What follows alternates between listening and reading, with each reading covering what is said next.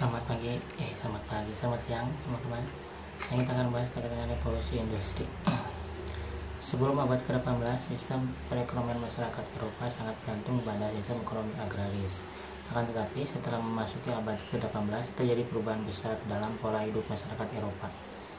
Perubahan tersebut ditunjukkan dengan mulai digunakannya tenaga mesin sebagai alat produksi di pabrik-pabrik menggantikan tenaga manusia dan hewan.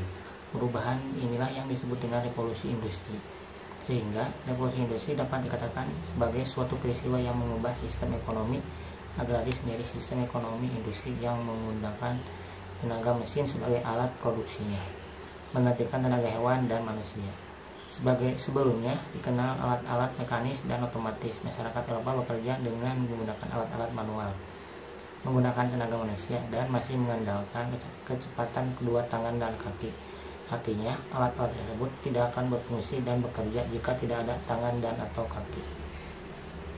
Peralatan yang dimaksud seperti cangkul, parang, sekop, gergaji, pisau, pengukur, palu, penenun, pemindal, pancung, jala, pendayung, dan lain-lain.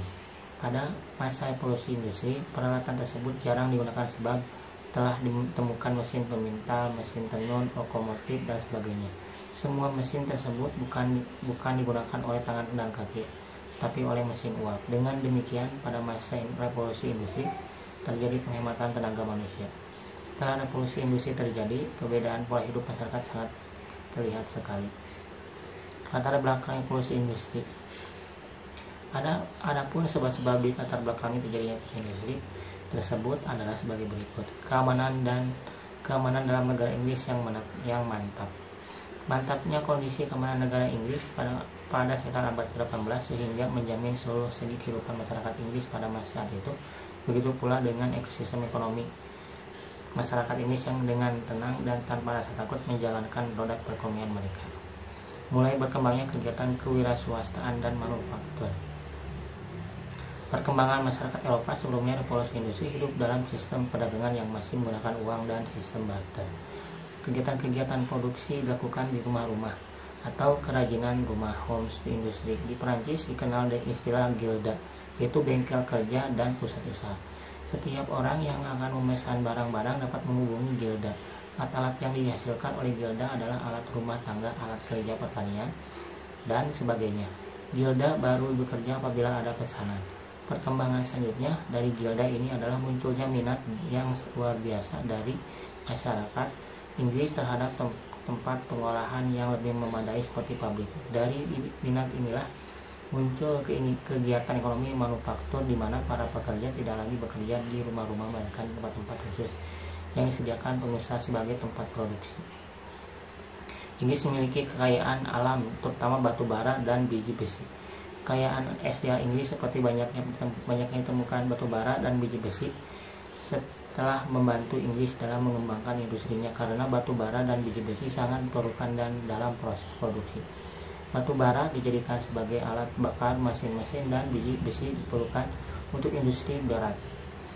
Kekayaan alam tersebut ditunjang oleh kemampuan dan keinginan manusianya. Orang Inggris terkenal sebagai orang yang rajin dan tekun dalam penelitian alam. Kemauan dan keuletan warga Inggris itu didukung oleh adanya lembaga penelitian bernama The Royal of Improving Natural Knowledge yang didirikan oleh pemerintahan Inggris tahun 1662 dan The French Academy of Sciences yang didirikan tahun 1666. Kedua lembaga tersebut mensponsori kegiatan-kegiatan eksplorasi alam sehingga dengan adanya lembaga ini mendorong terjadinya penemuan-penemuan baru di kemudian hari. Inggris memiliki banyak daerah jajahan. Kerajaan Inggris pada abad ke-18 memiliki banyak daerah jajahan yang tersebar di benua Afrika dan Asia. Daerah-daerah jajahan tersebut dapat menyediakan bahan baku yang diperlukan oleh industri Inggris. Selain itu, daerah-daerah jajahan tersebut dapat dijadikan sebagai tempat pemasaran hasil industri Inggris. Terjadinya revolusi agraria. Kondisi masyarakat Inggris yang dilanda gejolak turut melatar belakangi revolusi industri di negara tersebut. Gejolak yang dimaksud adalah revolusi agraria pertanian. Revolusi agraria ini disebabkan oleh perkembangan kerajinan pakaian wol yang dengan sendirinya meningkatkan permintaan bulu domba. Dari hal itu, usaha di bidang wol menjadi sangat menarik. Maka tanah pertanian diubah menjadi peternakan domba. Munculnya paham ekonomi liberal. Kegiatan lain yang mendorong lahirnya revolusi industri adalah kegiatan perekonomian. Sejak abad ke-17, dunia pelayaran dan perdagangan di Inggris berkembang pesat. Perkembangan itu dibuktikan oleh banyaknya kongsi dagang seperti ESC, East Indies Company, Virginia The Plymouth, CO, Commercial, Bajo, dan lain-lain. Para kongsi dagang banyak memperoleh keuntungan dari penanaman modal Inggris dan daerah lainnya, sehingga sebagian besar dari keuntungan ini itu ditabung di bank, sehingga secara keseluruhan aktivitas mereka memberi kesejahteraan bagi kerajaan Inggris. Gejolak dalam masyarakat lainnya adalah munculnya paham ekonomi liberal. Tokoh-tokoh yang mengembangkan paham ini adalah Adam Smith, Thomas Robert Malthus, David Ricardo, dan John Stuart Mill. Paham ekonomi liberal muncul sebagai reaksi terhadap paham ekonomi merkantilisme yang melahirkan sistem ekonomi yang diatur oleh pemerintah.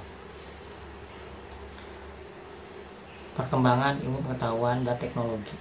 Sejak awal abad ke-16, Inggris mulai masuki abad pemikiran yang mengakibatkan munculnya ilmuwan-ilmuwan terkemuka dalam berbagai bidang pengetahuan teknologi. Bersama dengan munculnya ilmuwan-ilmuwan baru tersebut, muncul pula ide-ide baru. Ide-ide gagasan baru tersebut mendorong terjadinya perkembangan ilmu pengetahuan dan teknologi. Perkembangan yang didasarkan atas ide dan gagasan baru tersebut, muncul pula penemuan-penemuan baru yang dapat memperingas segala jenis pekerjaan manusia.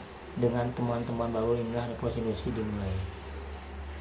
Sekian pembahasan terkait dengan latar belakang munculnya revolusi industri. Kita lanjutkan lagi di sesi berikutnya. Jangannya revolusi.